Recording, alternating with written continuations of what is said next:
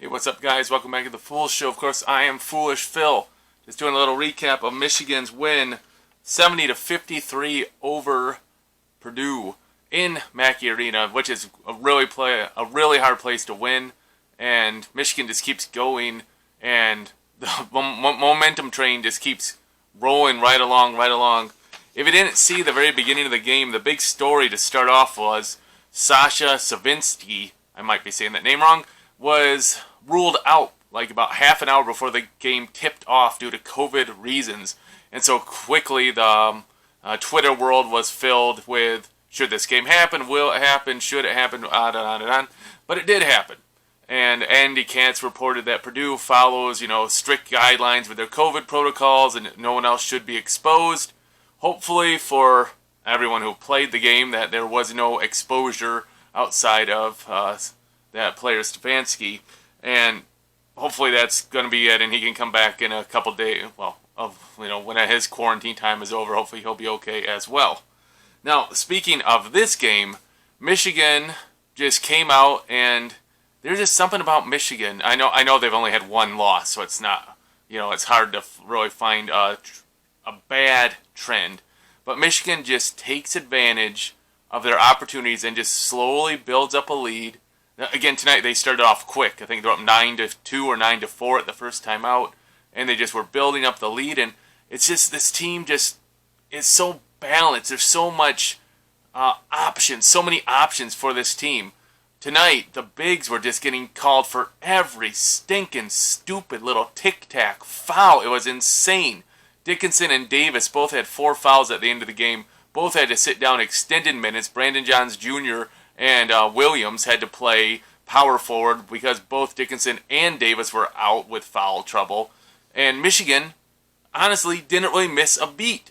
Purdue's big center, Williams, I think his name is, Trevon Williams, went 6 of 19 with 14 points. I mean, I only had like 3 field goals till about halfway through the second half.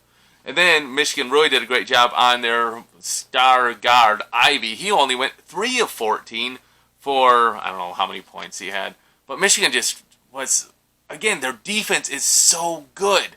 They have such length. They get their hands in passing lanes. They have such just presence all over the court. And it's just outstanding. Definitely the game star has to be Livers. 22 points, 10 rebounds. He just was there when Michigan really needed some points to be made. And got to give Brooks big-time props. He had 11 points. He was doing some nice backdoor cuts along the baseline for some layups. He did some nice drives down the lane and got layups. It was just a really good job by Michigan to win a game where, despite they had 14 turnovers, they forced 14 turnovers and took those 14 turnovers and made them into 20 points. Far more than what Purdue scored off of the Michigan turnovers. Now, the defense was just the star of the game, really. Holding Purdue to 53 points is just tremendous. They shot 32% from the field. They only hit 2 of 10 on three-pointers, I think it was. And, just really good. It was really nice that Livers could step up as he did because Franz Wagner just seemed out of it. It seems like if he doesn't get going right away, either in the first half or really quick in the second half, he just kind of has a blah game. And tonight, I look at my little notes. He went 2 of 10 on shooting and only 8 points. And I think he had 4 free throws in there. So he really didn't do much. And speaking of free throws, if you watched this game, both teams were in the bonus with 10 minutes to go in the second half.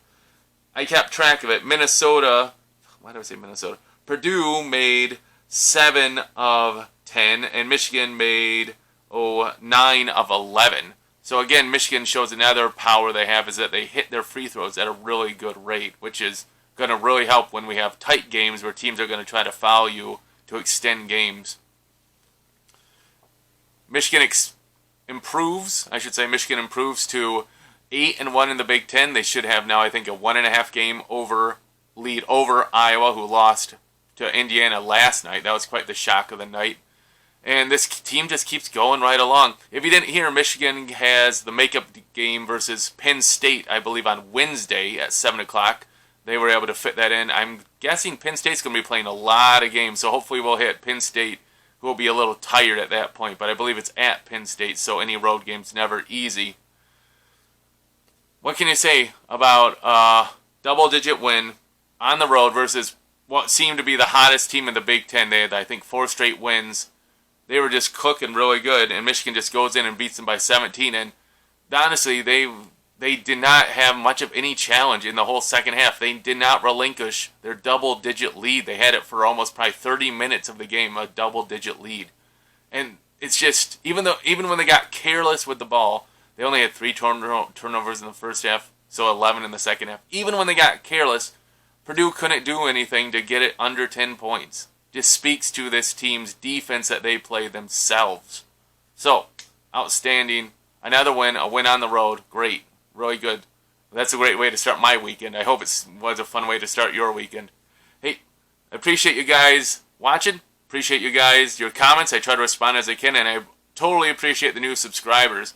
As I look at it, I'm just under 800. That's crazy that there are 800 people that click that subscribe. If you haven't yet, please do so. It just makes it so much more fun for me to know that people are watching my videos. Until I can catch you next time, hopefully for another Michigan victory, go Blue!